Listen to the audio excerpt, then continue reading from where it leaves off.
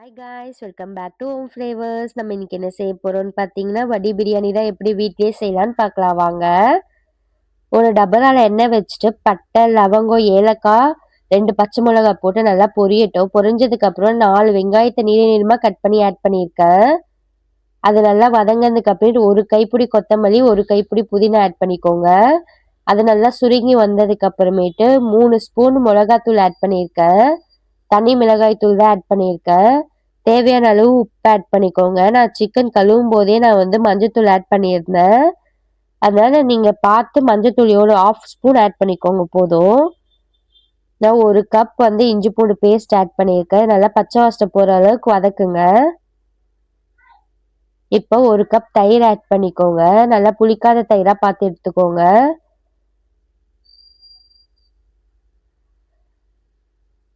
தயிருக்கு அப்புறமே நான் 4 தக்காளி வந்து நீள நீளமாக கட் பண்ணி ஆட் பண்ணியிருக்கேன். நான் லாஸ்ட்டாக தான் தக்காளி ஆட் பண்ணியிருக்கேன். ஏன்னா முன்னாடியே ஆட் பண்ணால் தக்காளி எங்கே இருக்குன்னே தெரியாத அளவுக்கு ஆகிடும். இப்போ நம்ம வடி பிரியாணிக்கு ஒரு குண்டால தண்ணி வச்சுட்டு பட்டை, லவங்கம், ஏலக்காய் எல்லாம் போட்டு நல்லா கொதிக்கட்டும். அதில் நம்ம அரிசியை ஒரு 2 நிமிஷம் போட்டு ஆஃப் பாயில் எடுக்க போகிறோம். நான் 1 கப் அரிசிக்கு 1.5 கப் தண்ணின்னு ஊற்றிருக்கேன் பாஸ்மதி அரிசிக்கு.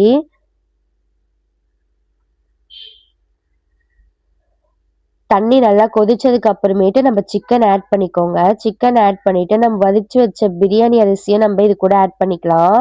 ஆஃப் பாயில் தான் ஆயிருக்கணும், ஃபுல்லாக ஆகிட போகுது.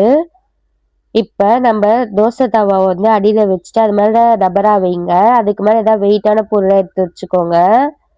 வச்சுட்டு ஒரு 20 மினிட்ஸ் அப்படியே குக் ஆகட்டும். சிம்லேயே வச்சு குக் பண்ணுங்க. 20 மினிட்ஸ் கழிச்சு ஆஃப் பண்ணிட்டு ஒரு 10 நிமிஷம் அப்படியே விட்டுருங்க. டம்லாம் எடுக்காதீங்க.